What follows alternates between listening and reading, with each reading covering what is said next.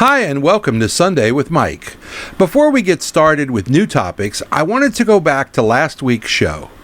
One of our viewers made a great point about making sure that any bubble products you use with a bubble machine isn't going to be a slip hazard. I appreciate your feedback. It always helps. On today's show, we're going to discuss profits versus principles, DMX lighting, and finally a really handy folding hand truck for those unexpected needs. So grab yourself a cup of coffee and join me, and we're going to dive right in. Today, I wanted to tackle a subject that's super important to me and express my point of view. I don't expect everyone to agree with me, but I do ask that you at least hear me out. And anytime that we're going to discuss profits and principles, we're getting really close to everybody's nerve center, and I want you to know that I understand and respect your difference of opinion. Over the years, I have heard many DJs say things like, well, it's the bride's day, so whatever she wants is okay with me. Maybe it shouldn't be that way. What if she wants you to play an R-rated song at a wedding reception with kids and grandparents present? You will ruin your reputation with the guests and the venue. In most cases, it's the absolute quickest way to get blacklisted. Which brings me to my next point. Many times I hear DJs say, I have it in my contract and the client or the venue has to do whatever it says. This is not true, for most venues are on private property, private facilities. You can't tell them anything. You are a vendor who is allowed onto their property to do your job. They can and will have you removed by the police if necessary. Granted, it would take something pretty extreme to cause them to go to that level, but keep in mind that it is possible. Over the years, I've been told time and time again by someone who isn't my client that I had to do something during an event because they paid for it. Again, nothing could be further from the truth. They gave someone a gift. That does not give them the right to demand anything or alter your business practices. I've had clients try to alter the services that I was hired to do and that I wasn't hired for. For example, I was hired by a Mardi Gras crew to provide production services only. We were there, they hired a band, they wouldn't need any of my DJ services, so we provided full room sound, wireless microphones, pre-edited all of the production music that would be needed for the event, and a few weeks before the event, I get a multi-page document from the client with all the songs that they wanted me to play when the band took a break and for the next 2 hours after the band quit playing. I wasn't hired to DJ, but I was going to be there until the end of the night because the band was supposed to be tied into our main sound system for the entire evening. What made matters even worse is that when I discussed this with the client, they told me the DJ work should be included in the price, and oh, by the way, you can only play the songs on my list. Now, I can't speak for you and your business, but I turn clients away when they want me to play only from their list. I love client requests, but I hate a playlist that says I can't do my own thing. After all, I wasn't hired for this DJ part, and everyone in my town knows who I am.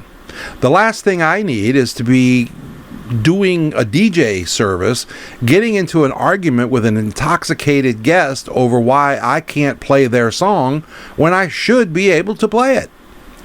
I finally won after offering to let him hook up his laptop or bring in another DJ service or however he wanted to fix this, but I was not interested in DJing from his list only. This was a very tough business decision because, you're flushing business, and this is not something that you want to do lightly, but to this day, I still have no regrets. They decided to let me DJ the event my way using his list as a request list instead of a playlist, and everything worked out fine. However, when the client contacted me again to do their event the following year, I respectfully refused because he was insisting, once again, that I use his playlist again the following year.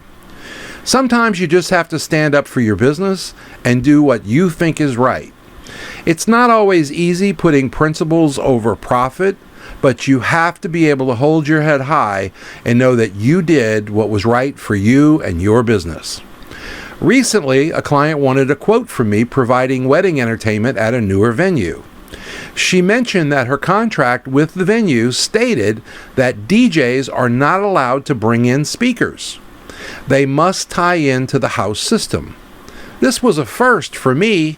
I've been to plenty of venues that had built-in systems that I can hook up my laptop to, but I've never been told that I can't bring my system in. What makes this even more of a head-scratcher for me is the owner is a well-known, well-respected DJ in my town who is making a transition from being a DJ to a venue owner. So I went by his place to discuss this and check out his new place.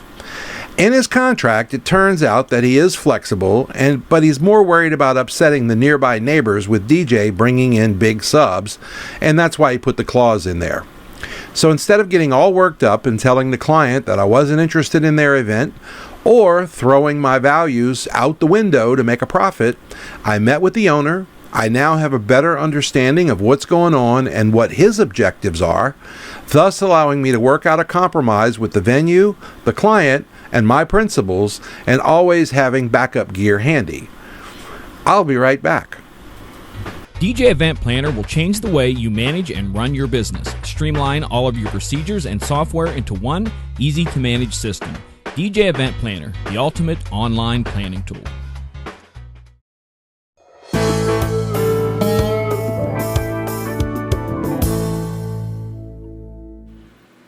Many DJs rely heavily on their lights in either a programmed mode or sound active mode, and many times this is an easy fix and it works out okay. But you really should learn how to program your lights in DMX so that when you want to have full control of your lighting, you can. Learning how to program lights using DMX isn't rocket science, but you might think it is when you first tackle this project. I learned quite a bit on my own, but when I joined a Facebook group for the brand of controller and software that I ended up selecting as my preferred stuff, it helped me even more. Then one day I found out that there was a seminar being offered. It was a 2-day workshop in Minnesota called the Lighting Symposium, and I signed up for it.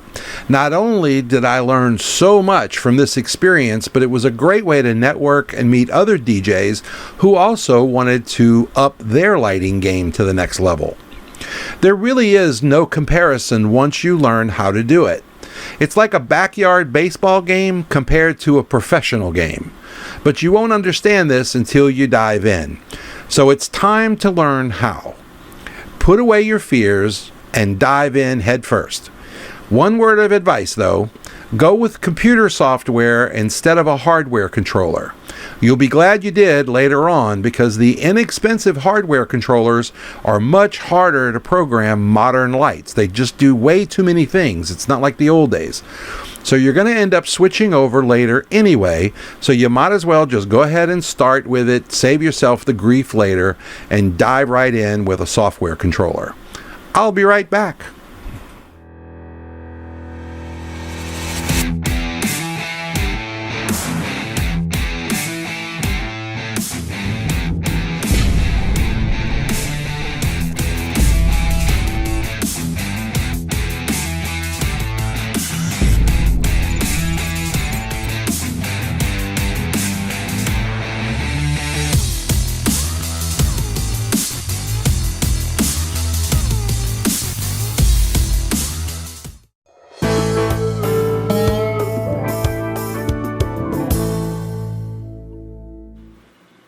You know, it amazes me how many times another DJ will see something that I have and say, hey, you should talk about that on the show. To me, these are all common items that I think everybody knows about, but I guess not. The one today is a folding hand truck that is very lightweight and has come in handy over and over again throughout the years. I leave it in my SUV at all times because this thing comes in handy for anything, even non-DJ stuff. Its only downfall is that because it's lightweight, you can't overload it. The maximum weight is like 150 pounds, but besides that, this is a win-win and something that you should have with you. I have 3 of these things, and I've had them for so long that I'm not sure exactly where I bought them from, although I think it was Sam's Club. I went online and I found it at Amazon.com for under $40 delivered, and I'm going to share that link with you down in the description below. So no matter where you buy yours, make sure that you get the brand name Magna. I have no relation to these people, but that's the one that I've had success with and what I'm recommending today. The handle extends and the bottom plate folds out to create a very handy personal hand truck. So when you're finished, you pull the red part to collapse the handle back inward, and you fold the plate back up, which causes the wheels to fold inward, and now everything is nice and flat. This makes storing this thing very compact. The only maintenance I've ever had to do to mine over the years was spray some white lithium grease on the wheels shaft where the wheels fold in and out, and I do that once or twice a year just to keep everything opening and working smoothly. I'll be right back to wrap things up.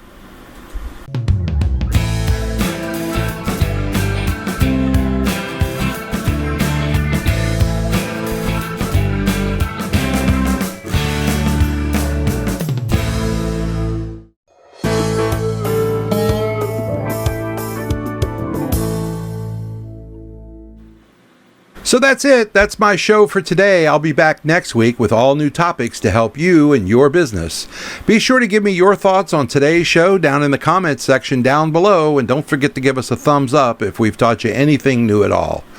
If you want to get in touch with me, you can find me on Facebook, and I'll share that link as well.